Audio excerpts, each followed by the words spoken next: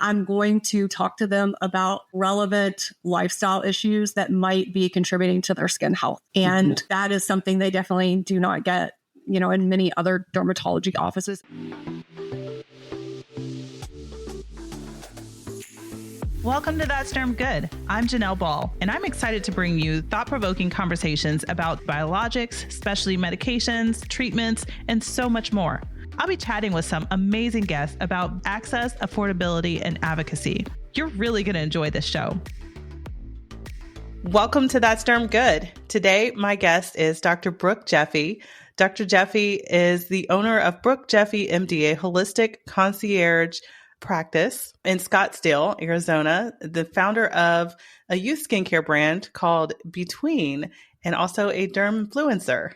Welcome to That's Derm Good. So welcome, Dr. Jeffy. Thank you for joining me. Thank you for having me. Yes. So I have so many questions. First, what exactly is a dermfluencer? I've seen it a little bit. I think I know, but just so we can tell me a little bit about that and how that even happened. Yeah, well, I guess so. What it is like any influencer, but I talk in the derm space. And specifically, my content is usually geared to helping parents and kids understand what sort of products they should be using and why certain things are good or bad for their skin. How I got to this point was not really intentionally trying to be called a dermfluencer, but I really wanted to start getting out there some educational content for kids and their parents around healthy skincare habits. And it just sort of grew from there, putting that content out there. Yeah. Do you feel like that was something that was missing for a lot of people where they just weren't getting good enough information for their kids' skincare routine or products? Yeah. So me getting on social media was a little bit strategic when wanting to kind of talk in this space. I knew that I was interested in developing a skincare line for kids. So I decided to kind of put in that effort to social media to try to, kind of cultivate an audience. But I knew from my practice, the reason that I wanted to start the skincare line, I knew that kids were out there, confused parents. I was always having questions in the office.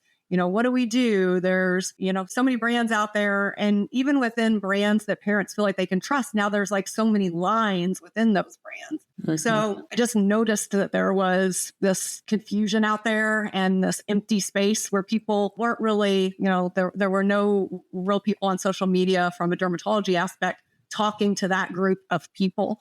And so I saw that I could fill that information void. Yeah. I mean, even as an adult, I feel like there's so many products, and not even just skincare products, it's like hair products in general. There's so many different product lines, and you're like sitting in the store wondering, okay, which one is going to be best for me? Oh, my hair needs conditioning, but I also needs volume. So it can be kind of crazy when you're trying to figure out, especially as a child, trying to figure out what is the best fit. I think my niece, she was talking about some product line, and I was like, how'd you hear about that? And she told me that she heard it on YouTube. Yes. Kids, they're interested in skincare, which is great, but they're kind of a little bit interested in it for the wrong reasons almost. Mm-hmm. Most of the time when I'm talking to kids, they tell me that products that they're interested in, brands they're interested in, it's because they see other people on social media using it, YouTube, TikTok, Instagram, whatever they're watching. But, mm-hmm. They aspire to be like that person or have skin that looks like that person or something else about that person that they kind of want to be like, that they're emulating. And, kids are at a point in their development where they just want to kind of fit in. So I think that plays a big role in their product selections. And obviously brands are kind of targeting them in different ways. So yeah, there's kids that you can barely get to wash their face. And then there's kids that want to do like 10 things. And, we're all the same too. Like I go to the store or, go to Sephora and see some kind of shiny packaging. And it's like, that's just marketing, right? Mm-hmm. They do a good job too. I sure do. So tell me, what led you into dermatology in general? Was this always your plan? No, when I started medical school, I mean, I knew for a long time that I wanted to be a physician, but when I started medical school, I actually thought I wanted to be a gastroenterologist. And that was based on experiences that I had myself as a patient. So pretty quickly, though, I learned that that really wasn't the specialty for me. And I found my way to pathology, actually. So I did 2 years of training in pathology. And then I realized I really missed working with people and talking to people and patients. But also, that was how I got introduced to dermatology. There's a lot of overlap between the training in those two specialties, but I just didn't have a lot of exposure to it in med school. So through pathology residency, I got some exposure and decided, hey, that's actually really what I want to do. And so I have been a practicing dermatologist for like 13 years now, primarily employed. And then the practice I was with here in Scottsdale for the bulk of that time, they sold to large corporate private equity group. And that was when I decided to go out on my own. I've been thinking about it for a while. Just I feel like insurance kind of really put constraints on the care that we can provide. And so I wanted to create a new practice and be able to really feel like I was giving patients everything I could and not feeling like I had to like leave certain things out because I had 5 minutes with them. Yeah. And so that's how your practice now, it's a concierge practice.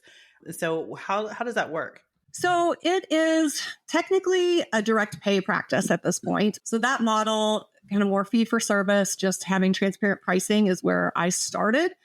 But I don't know if it is my location or, if there's other just demographic factors.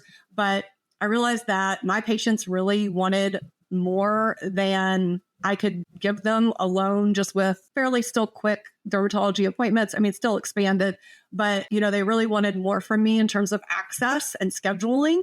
So I started to offer a concierge like level access plan, basically. So I am sort of between those two worlds right now. And I think it's just sort of a testament to having to start somewhere and then see where things go, be fluid. So I'm doing a little bit of both of these models right now. Okay. So do you feel like this changes the way that you care for your patients? Oh, absolutely, I do. I mean, there's some things that dermatologists can do that are really quick, right? I mean, if someone comes in for a concerning spot, they only care about that. They're like, show me want to show me a spot and get out of there. That's fine. That takes a minute.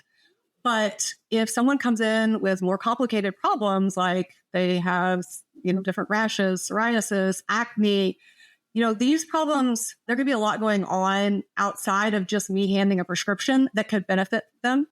And I had no time to talk about those things. So for example, acne, I was seeing a ton of acne in my old practice. And it was basically like, okay, here's your topical, here's your oral medicine if we think you need it, and then you're out the door. I had no ability to talk to them about what are they using in their regimen and their skincare, because that matters. Were they using, 5 things that weren't right for their skin that was driving the acne? I don't know, because I didn't really have time to ask. I certainly didn't have time to talk to them about their lifestyle choices and what sort of, diet, relationships there could be. So I really just felt like I wasn't honestly providing the best care and I couldn't.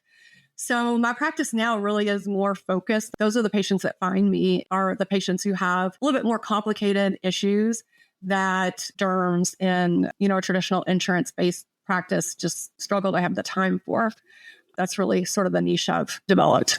So when it comes to prescribing medications and things, what happens when they need a prescription that may need to go through their insurance? Yeah, you could still use your insurance for prescriptions, for labs that I order. I do have some patients that request coded receipts, which they can then use for out-of-network benefits that they may have. But I don't have a lot of patients that do that. It is a little bit of a pain because it's kind of pulling me out of, what my normal flow is and dragging me back into that insurance-based, world that I'm trying to get out of. But I do it for people. Thing is that insurance is making it harder to use those benefits too, in my experience. Yeah. So yeah, I mean, I think it used to be pretty much like, okay, you just submit the codes and, the receipt and here you go. But now some insurances want even out-of-network doctors to be registered with them in some way. Oh, wow. Yeah, I'm just not going to do that. I didn't know that. They still want to have a little piece of the pie. Yeah. So, I mean, and I don't know what that process looks like. Maybe it's not very onerous. I am not sure, but why? It makes no sense. Right. So what are some of the main services that you provide, and what can someone expect when they come into your practice? Yeah. So the definite unique thing about my practice is that when someone is coming to see me for acne or a rash, psoriasis, some kind of bigger problem, hair loss, these initial appointments are about 30 minutes long. I honestly struggle because I would sort of like them to be longer, but then I would have to charge more.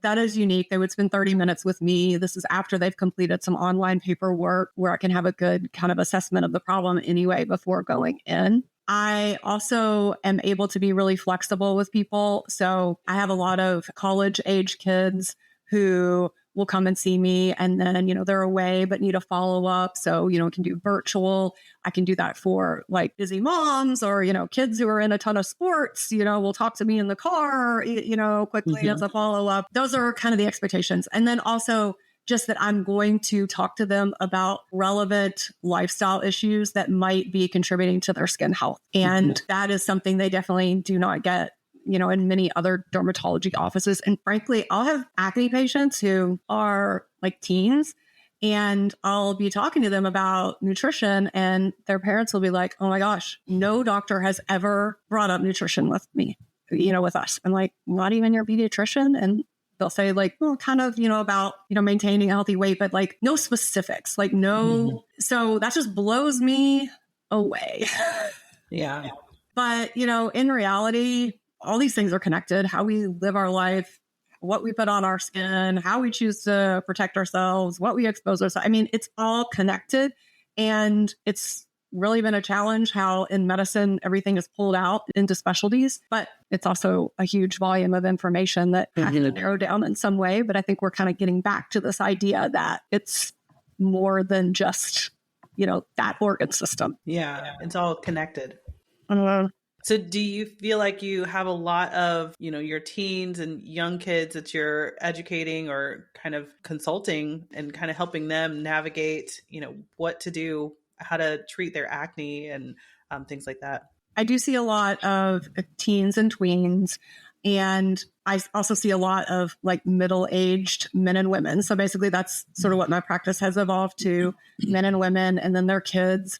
And I think some of them do seek me out because they have high deductible plans. They're interested in, transparent pricing. And then they end up like bringing in the whole family for issues going on. But I do spend a lot of time with teens and tweens in practice. Also, I work with a lot of groups, both nationally and kind of locally, where I chat with teens and tweens about how they should protect their skin and, what ingredients they should be looking for, why they shouldn't use certain things. And really too, just like about like, why are we so focused on our appearance and using certain things that we think are going to bring us happiness and that sort of thing. Broad conversation can really be had about it. Yeah, I'm sure.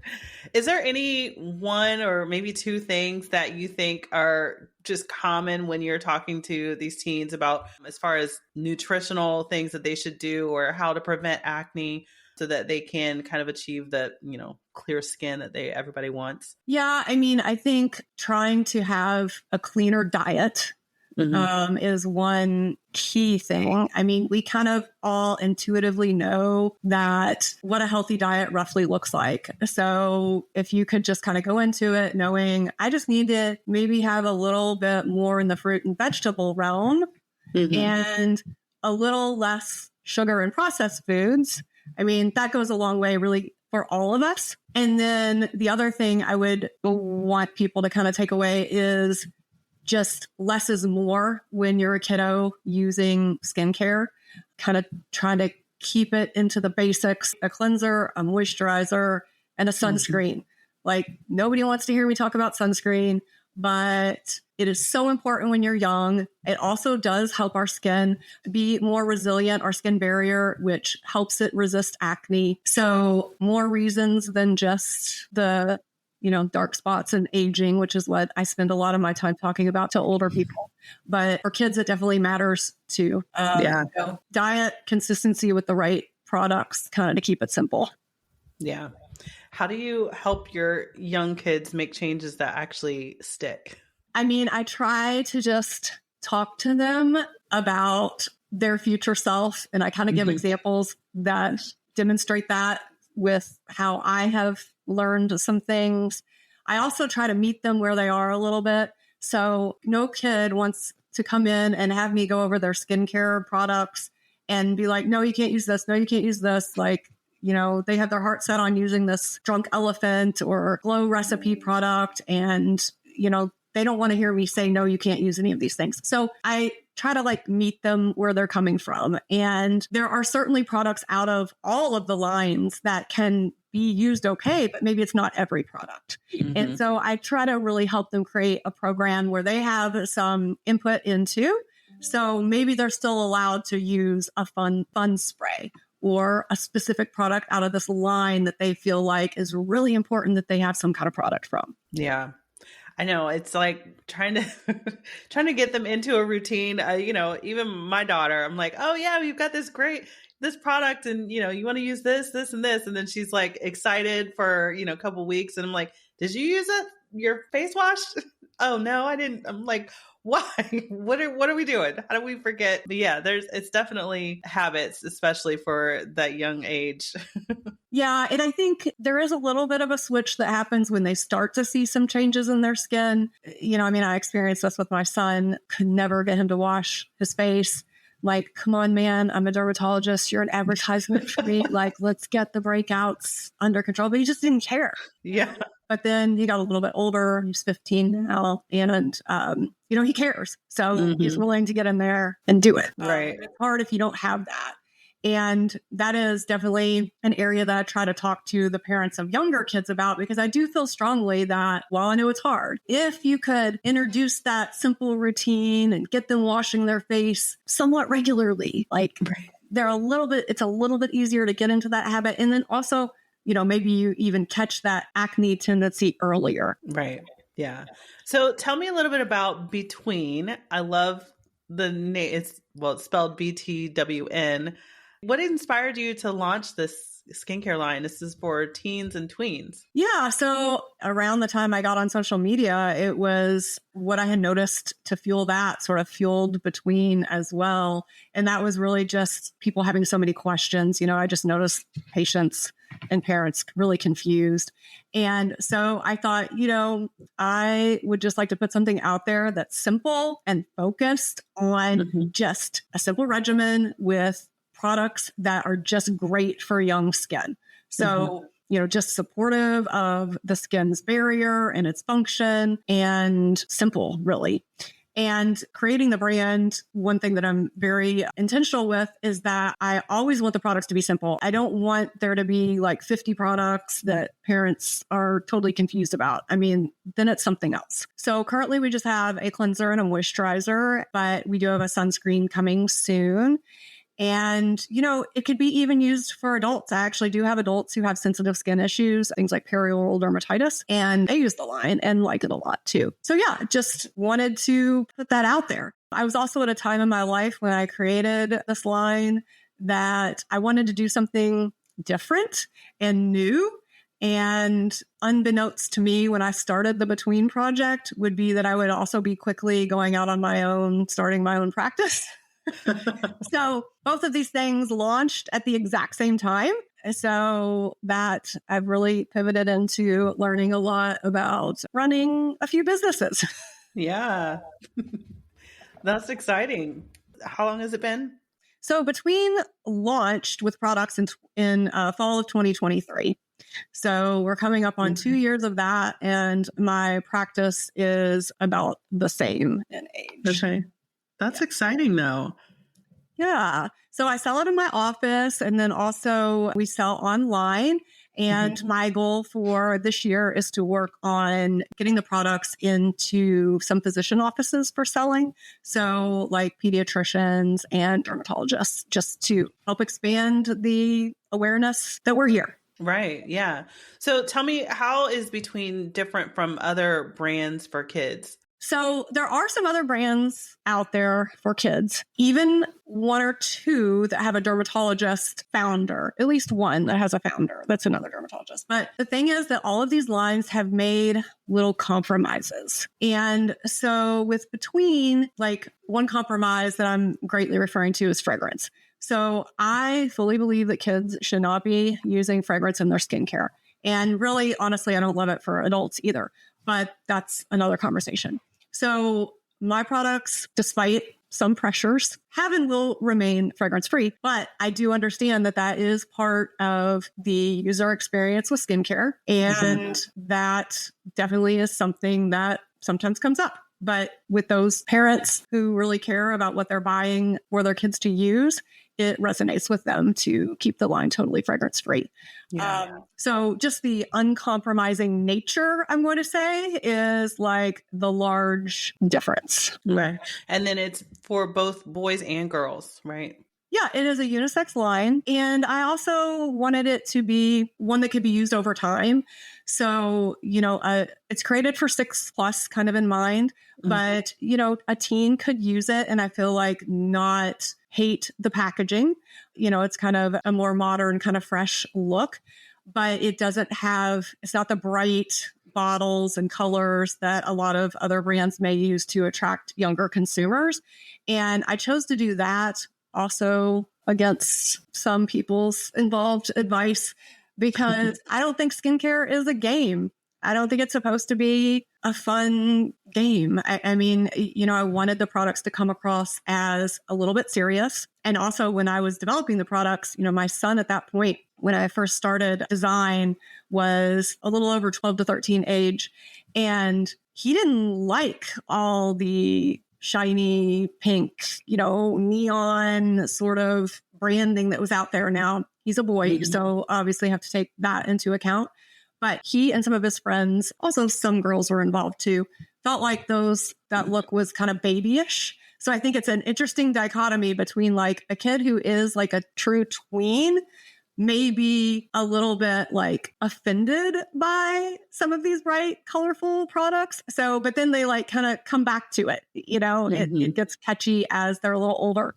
So it is very interesting trying to create a brand that is for kids, but you have to keep parents involved. You have to keep the kids wanting it. I mean, so it's a lot to manage. Yeah.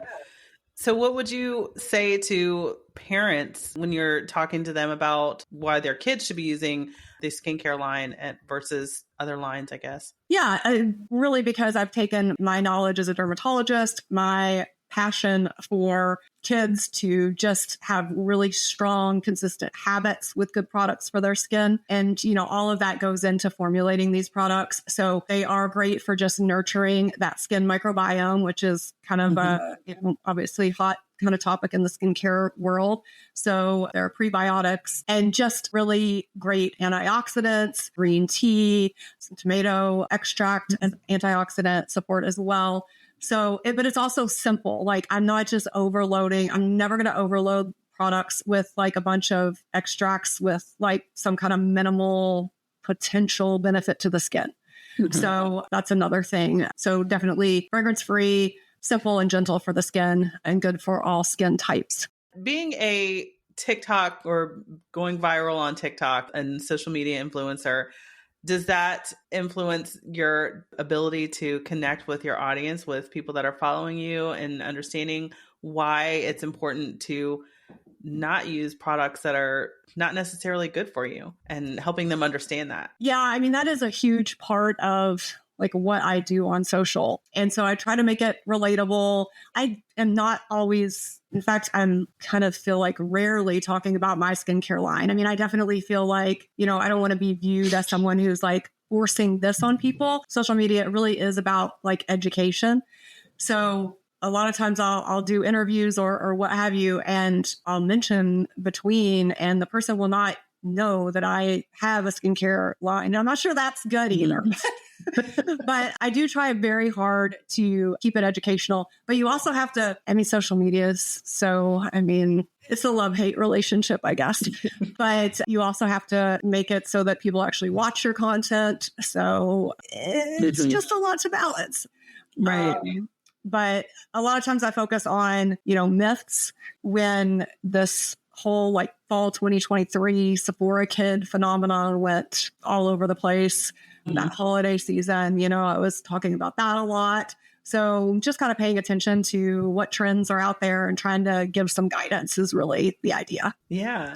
So your viral TikTok, I guess, video that you did on Sephora kids led you to join Good Morning America. How was that? That was terrifying. It sounds cool. It was cool. It's like everything, you grow and develop, and I had no idea what I was doing then. And it was kind of like that exploded. And my team and we had a conversation like, oh, maybe we'll like pitch this to some things. And then it was like the next day, like Good Morning America. And like, okay, I was not prepared for this. Like I was supposed to get some groundwork here. But yeah, that video is so interesting. The one that kind of like really launched it all was me commenting on one of the Kardashian children, her skincare routine. And so funny because I'm jokingly like out of so many loops. I didn't even know that that's who that was. Like my team sent me this video to comment on, and I did. Mm-hmm. And I did not, I guess nobody believes me, but like I did not know who that was. So I certainly wasn't expecting it to go viral. I don't remember like looking or, planning it out to be the best thing. It was just kind of a comment video. And But it gave you a platform, though, to be able to talk about that and bring up a really important topic. Right now, do you actually think that the beauty industry is really helping our children, helping these young kids when it comes to their buying products, helping the young consumers? Yeah, no, you're right. I'm super thankful that I did experience some traction based on that early video. But no, I don't really think that the beauty industry is really doing enough to try to educate kids, to try to make it clear, particularly of like these really viral brands, like what is okay for a child to use, what isn't. They're just trying to sell products. And I get that. I have a brand. I understand that you want to sell products, but we're, I guess, in it for different things right now anyway. So, I think that regardless, even with larger brands, there's so many opportunities that they could be taking to help educate, but it's not all on the brands either. It's on social media and influencers who are making money off of brands, not maybe exactly targeting a child, but they see it. And then, so it's just like, it's a very hard web, but I do think there could be some better education with brands, better initiatives. Yeah. I was going to say, like, what could they do? Would it be more of like labeling products to say, this is not for, ages 18 and up or 18 and under or something? Yeah, I think so. Or campaigns, I think there's ways, but again, that is alienating some of their customers. And so I don't know that will ever happen. There was a bill that was introduced in California by an assemblyman that I was working with there to try to regulate this in some way at the store level. So there were a couple of iterations that tried to go through. So, the idea was maybe there's just, a warning label at the counter that just says, hey, you should be, cautious of using these ingredients if you're this age. Yeah. And then one thing was, okay, well, maybe people to buy certain ingredients have to have a parent with, they have to have someone that can show like that they're over 18. So, I don't know, maybe that was a little too far reaching. Regardless, none of these things are moving forward, but there are people out there like me that do think it's important to educate. And it's obviously there's a rub. Right. Yeah. It kind of starts with the parents, I think. Yeah. Making sure the parents are educated. But, a lot of times, parents, like, they don't know what's in these things. And, their kid is just like, hey, I want this product because I saw so-and-so use it. And like, I've been saving up my money for it, or, whatever it is. And they're like, okay, they don't realize that it can be a problem. Yeah, that's true.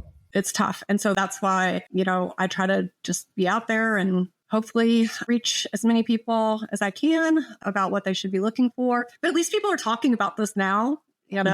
So I think that's important. And also it has brought more people, I think, talking about the effects of social media on kids and in terms of how they compare themselves to others and their, self-confidence and what all this focus on skincare kind of is doing to kids. Yeah, that's true. You said something earlier about having your product in some pediatrician offices as well as derm offices. I thought that was a really good point because you don't really see that crossover, especially at the pediatrician office. I think that would be a great place to have that because that conversation can begin there. And a lot of times they're going to the pediatrician before they even go see a dermatologist. So I love that. Yeah, I hope it's embraced. That would be good. So you're also a member of the L Beauty Advisory Board? I am. So this board, it's a group of physicians. Like we get together quarterly or so and talk about kind of what we're seeing and what trends we're hearing about. And the staff just sort of kind of uses that, I believe, to think about content that they're going to put out there. But it's nice because as a member, I get to like really hear what others are hearing in the industry. So I love that experience. Yeah, because then you can kind of get some more information as far as how to help build your brand as well. Yeah, of course. So definitely have learned a lot in that space, but it's always evolving, right? That's definitely one thing, as physicians, we don't get a lot out of training in branding, in, business and thinking about yourself as really like sort of a salesperson and interacting with people and asking for help. And that's been huge for me. Like it's been really fun to kind of learn all these ways that the world works outside of medicine, which I honestly didn't know and probably never would have had I just sort of stayed the course and been, an employed doc my whole life. Yeah. So tell me, what is next? What is coming up? I know you said Between is going to be launching a sunscreen. What else is on the horizon for your practice and for Between? So for Between, like I said, like you recapped the sunscreen and then the wholesale program, I would like to do more in terms of Tween and myself getting involved with educational initiatives. So it really is a struggle to like kind of find these, but sometimes I do uncover one and develop a relationship there.